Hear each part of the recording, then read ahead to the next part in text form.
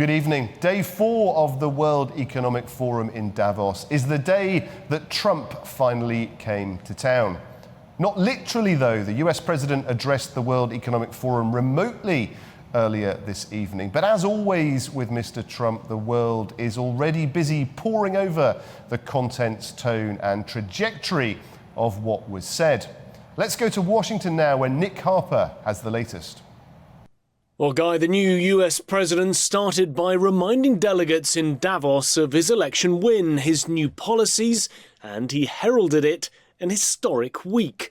Addressing the forum virtually from Washington, he said he'd ushered in a golden age of America, having inherited what he called economic chaos from the Biden administration, which he described as inept. My administration is acting with unprecedented speed to fix the disasters we've inherited from a totally inept group of people and to solve every single crisis facing our country.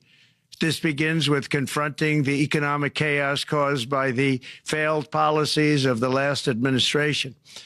Over the past 4 years, our government racked up $8 trillion in wasteful deficit spending and inflicted nation-wrecking energy restrictions, crippling regulations, and hidden taxes like never before. Donald Trump said ramping up increased oil and gas production would reduce the cost of virtually all goods and services, and he said turn the US into a manufacturing powerhouse, as well as, he said, the world capital of artificial intelligence and crypto.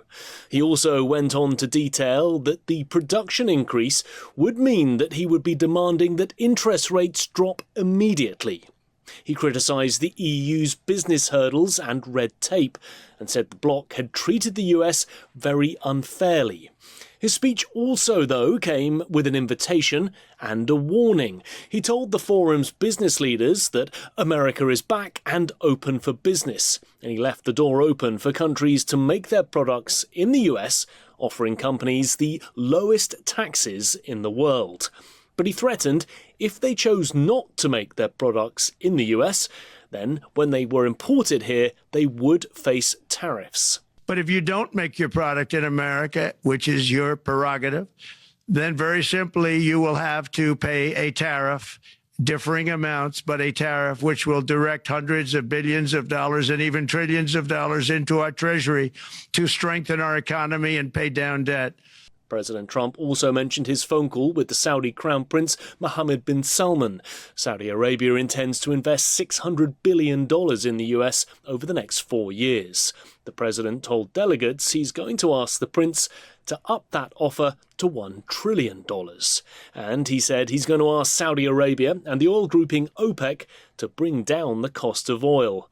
And once again, he reiterated that he wants NATO member countries to increase how much of their GDP they give towards the organisation's defence spending, from the current 2% target up to 5%.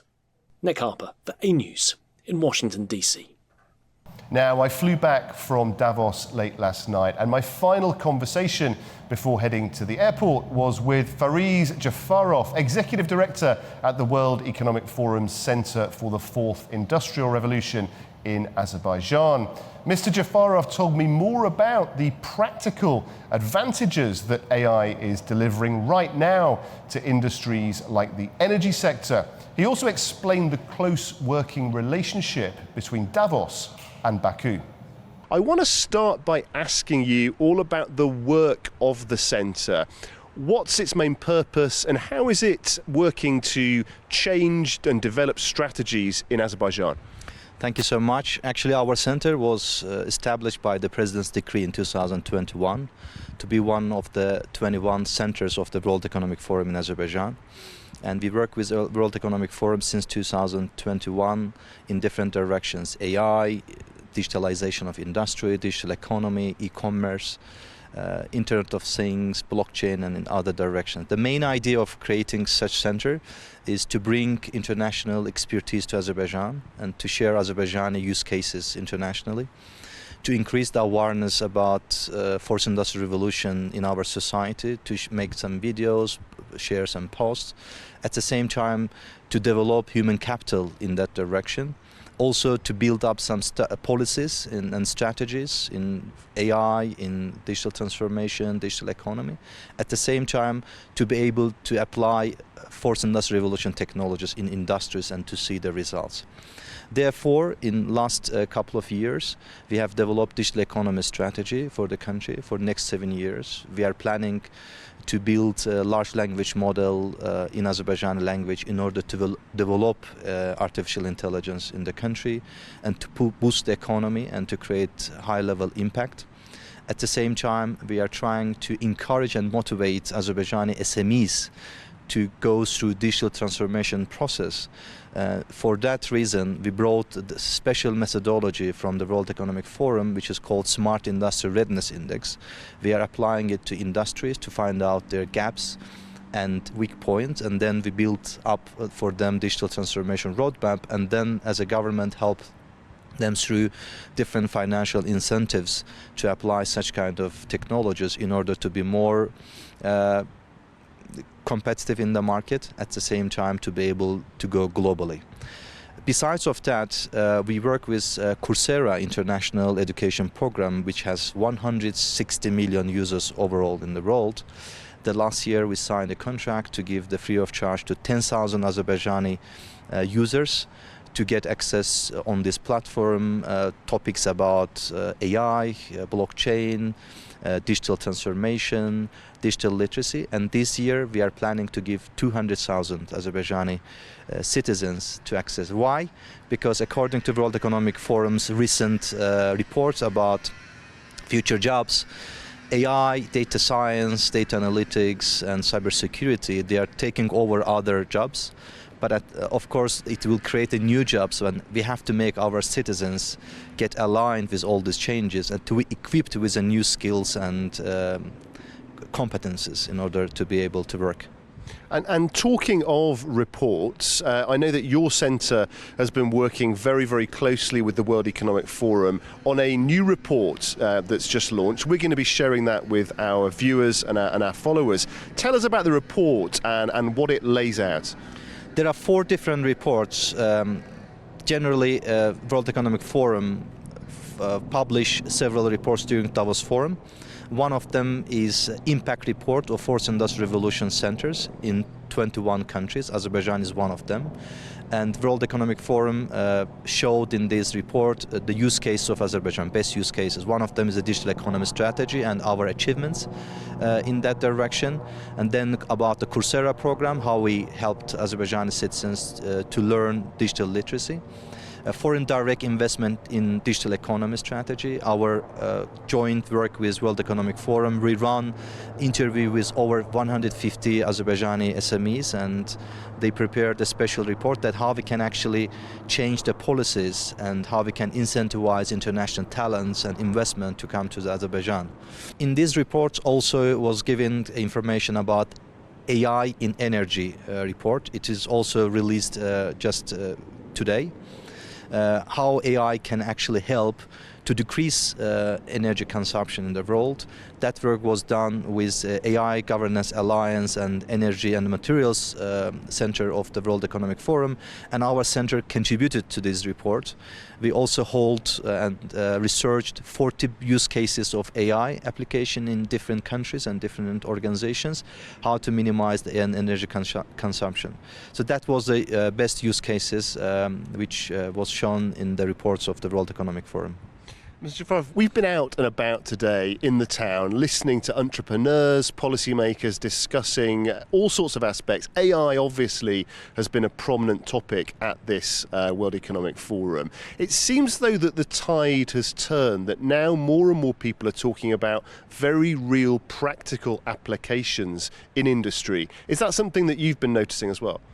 Yes, that was a big topic in Davos Forum, artificial intelligence in all sectors, in industry, education, healthcare, agriculture, in public services.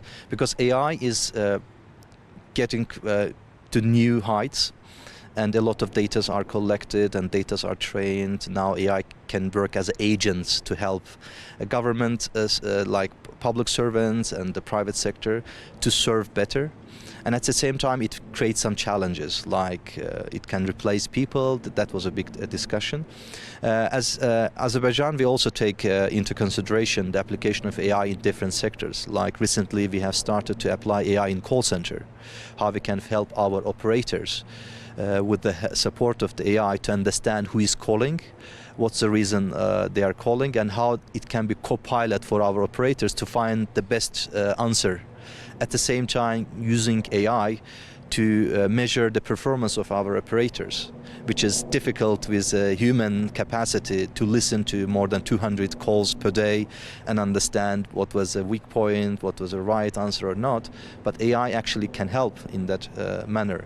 Also, AI in industry, with application, it can actually minimize the cost of production and increase the effectiveness of the industry. And it's a kind of, during this Davos forum, AI was discussed in a way that it's a kind of support for human, but AI is not going to replace human in next couple of years. We shouldn't be feared about that, but we have to use AI capacity to touch in that sectors where human actually cannot do it, to process billions of data in a couple of seconds.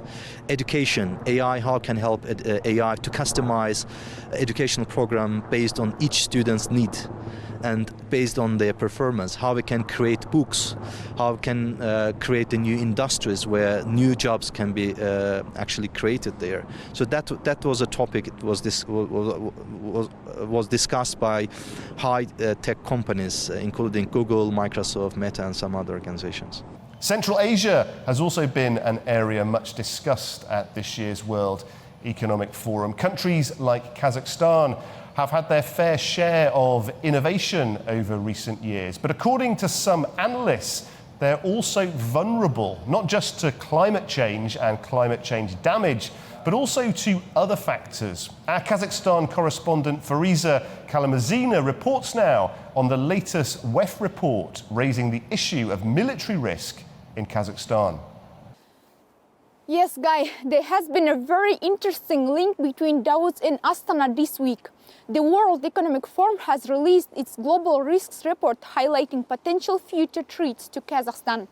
According to the report, the country faces several possible risks, including armed conflict, economic downturn, water supply shortage, poverty, income inequality, and inflation.